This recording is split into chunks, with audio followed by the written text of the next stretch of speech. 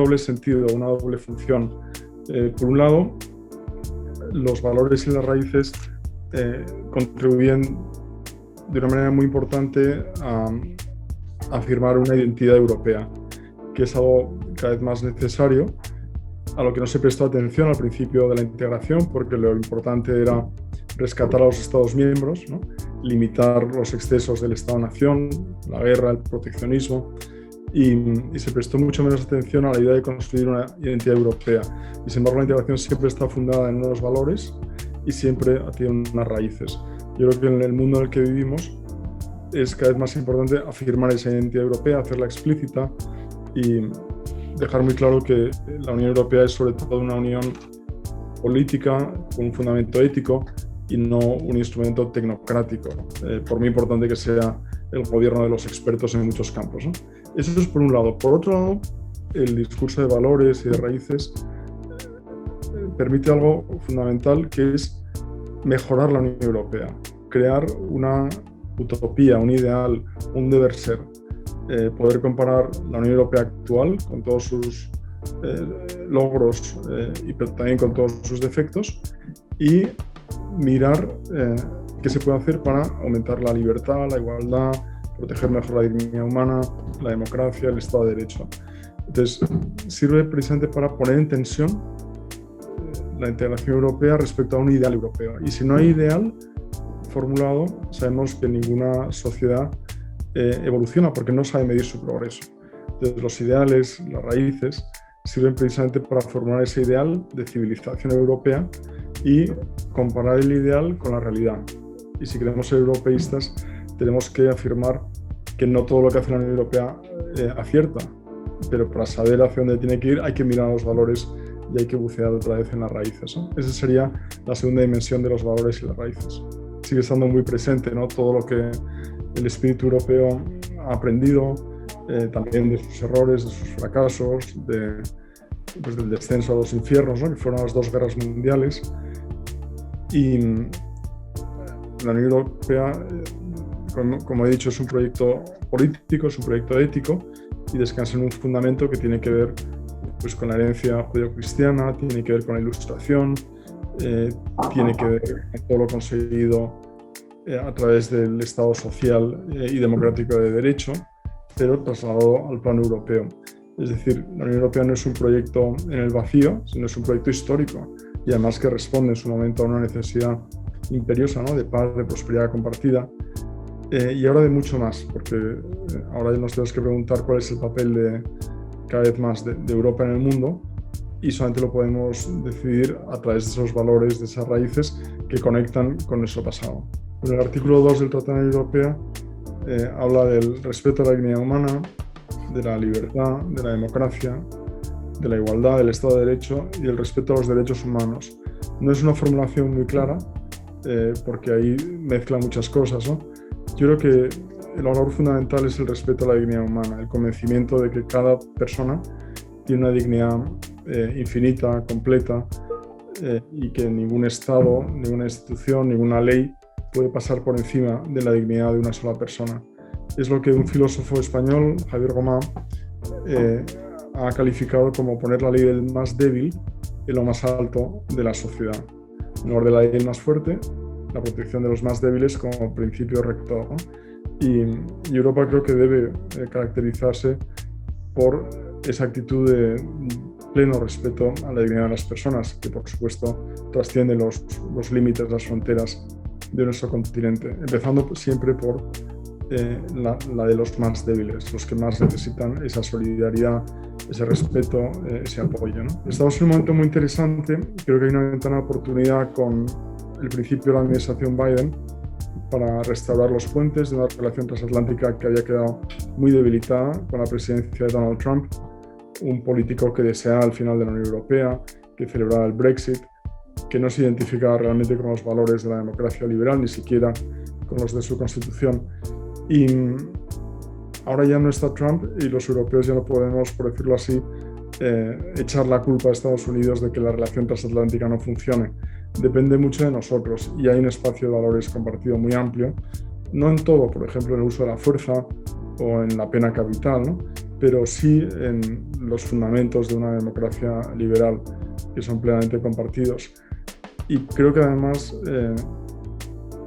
no solamente nos unen los valores y las raíces, sino también las amenazas. Hay una amenaza interna común en Estados Unidos y en los países europeos, que es el populismo, el nacionalismo, esa vuelta, ¿no?, a los demonios del pasado. Y los dos tenemos que combatirlo, los europeos y los norteamericanos. Y hay también una amenaza externa, que es el ascenso imparable de China, la necesidad de contención y de asegurarnos que la globalización funciona conforme a reglas inspiradas, pues, por valores básicos humanos, y que las instituciones multilaterales, pues, al final no ceden a la ley del más fuerte, ¿no? Y que todos los grandes asuntos de nuestro tiempo, ¿no?, es el cambio climático, la revolución digital, las migraciones, las amenazas a la seguridad de todo tipo, pues que somos capaces de afrontarlas unidos los occidentales, ¿no?, los norteamericanos y los europeos, con esa visión de valores comunes, pero también de intereses en preservar nuestra civilización, nuestro modo de vida. Pues yo creo que estamos viendo un Estados Unidos muy pragmático, muy realista, que ha salido muy mal de Afganistán, pero sobre todo lo importante es que se quería ir para concentrar sus esfuerzos en China, ¿no?, y que lo que busca, más que alianzas permanentes en marcos multilaterales clásicos, son alianzas ad hoc para resolver problemas concretos. Yo creo que vamos a una era de alianzas múltiples, cambiantes, de círculos concéntricos, de mucha flexibilidad, y que la pregunta que hace Estados Unidos, que sigue liderando el bloque occidental, es qué puede aportar cada país o cada bloque regional, como es el caso de la Unión, a resolver este problema global desde una óptica de valores occidentales. La Unión Europea, como sabemos, es un gran actor en unos ámbitos internacionales, como puede ser el comercio, el cambio climático o la ayuda humanitaria, la cooperación al desarrollo, pero no lo es en temas tan esenciales como la seguridad y la defensa. Y creo que es el momento de replantear, hay una oportunidad, ¿no?, de reaccionar con lo sucedido en Afganistán, al anuncio de la alianza militar AUKUS entre Australia, Reino Unido y Estados Unidos, no para ir en contra de, sino para decir, los europeos tenemos mucho que aportar y somos capaces de organizarnos, de tomar decisiones